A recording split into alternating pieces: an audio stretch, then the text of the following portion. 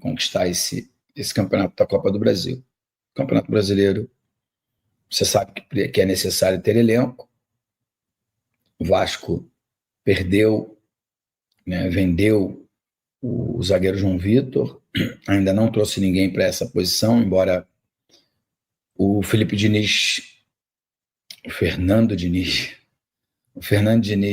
tem colocado ali naquela posição o Hugo Moura, dando a entender de que não está sentindo a ausência do João Vitor.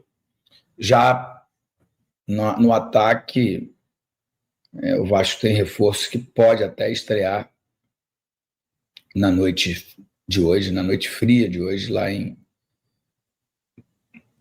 em Caxias do Sul. O jogo começa daqui a pouco, às 19 horas, tem uma galera voltando para casa aí do trabalho, outras provavelmente já assistindo o pré-jogo na televisão, querendo entender qual vai ser o comportamento do time depois dessa goleada. E nós aqui vamos fazer uma breve live para falar um pouco da minha experiência, né?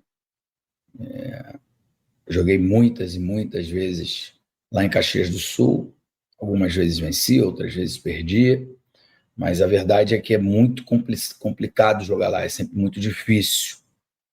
Eu sei que o torcedor do Vasco está empolgado, bem empolgado, depois da vitória expressiva, mas aqui o jogo de domingo é um outro jogo. É um jogo de duas equipes gigantescas, que tem um estilo de jogo mais leve, mais solto, mais técnico, e não é esse o futebol que geralmente apresenta as equipes do Sul, principalmente o Juventude.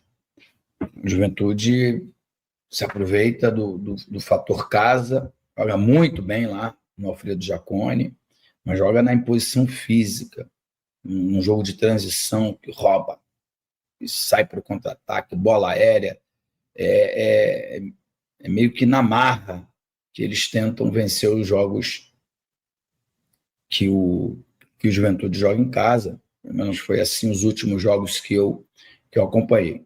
Então será um jogo completamente diferente. Acho que o Vasco tem muita chance de voltar de Caxias do Sul com uma vitória pela qualidade individual dos seus jogadores. Não tenho dúvida que a vitória de domingo trouxe muita confiança para a maioria dos jogadores.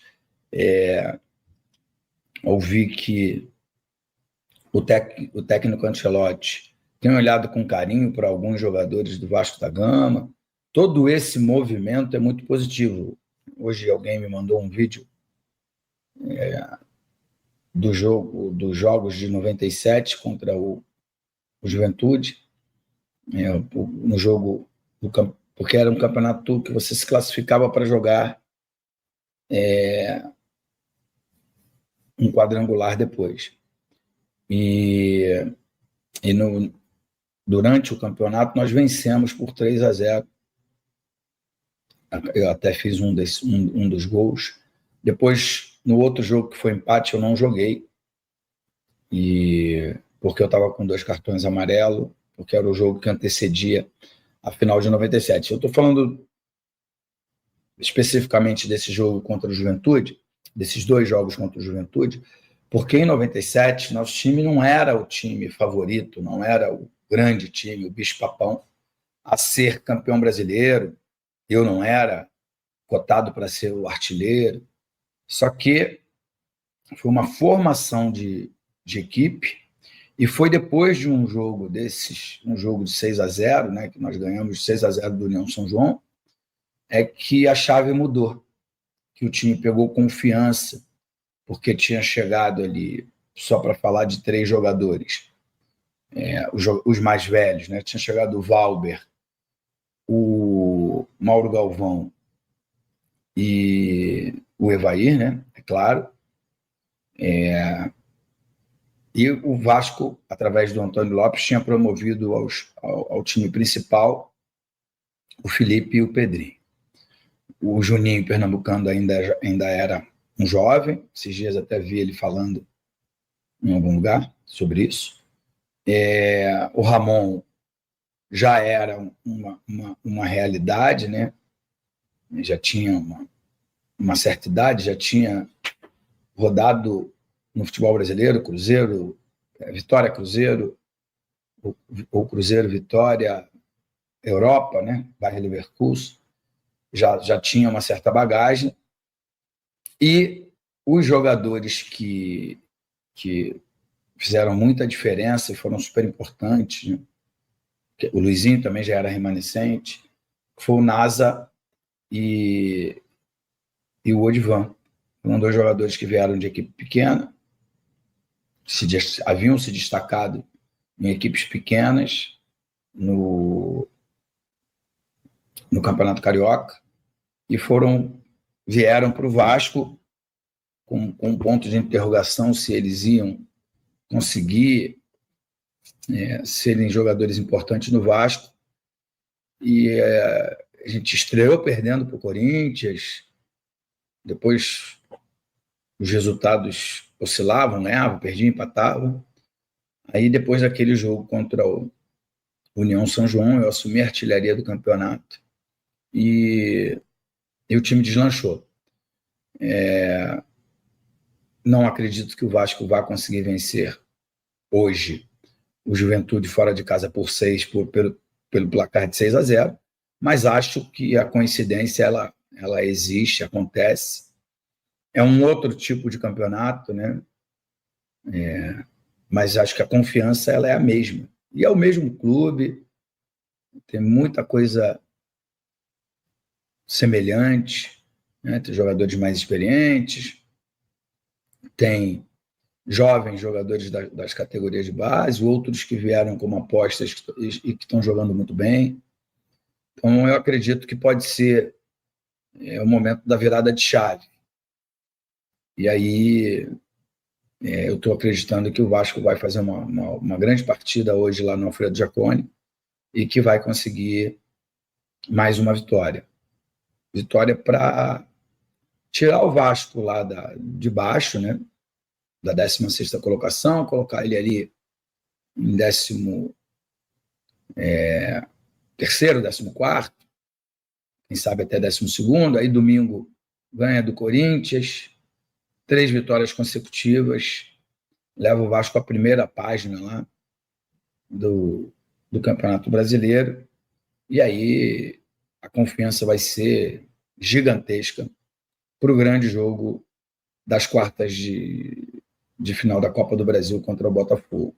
O Botafogo tem um time melhor do que o Vasco, mas é um time que oscila muito. Um time que vai fora de casa e goleia, chega no Engenhão, empata, perde, como foi no último jogo. Um time que está enfrentando um momento difícil, né? Porque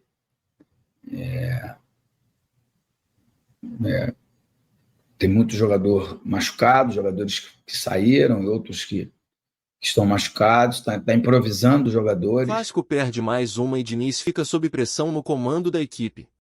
O Vasco da Gama voltou a decepcionar sua torcida ao sofrer mais uma derrota no Campeonato Brasileiro, aumentando a sequência negativa da equipe e colocando o técnico Fernando Diniz em situação delicada no comando. O resultado, somado à fraca atuação dentro de campo, elevou ainda mais a pressão sobre o treinador, que já vinha sendo alvo de críticas da torcida e da imprensa esportiva. Jogando fora de casa, o Cruz Maltino não conseguiu impor seu estilo de jogo e apresentou novamente dificuldades ofensivas, além de falhas defensivas que custaram caro. Apesar das tentativas de reação no segundo tempo, a equipe esbarrou na falta de criatividade e viu o adversário controlar a partida. Nos bastidores, a diretoria mantém apoio a Diniz por enquanto, mas sabe que os próximos compromissos serão decisivos para definir o futuro do treinador em São Januário. O clima entre os torcedores, no entanto, é de impaciência. Muitos pedem mudanças imediatas para evitar que o clube se complique ainda mais na tabela de classificação. Diniz reconheceu os erros em entrevista coletiva após a partida e admitiu que a equipe precisa reagir urgentemente. O resultado é ruim, sabemos que precisamos melhorar e que a cobrança é natural.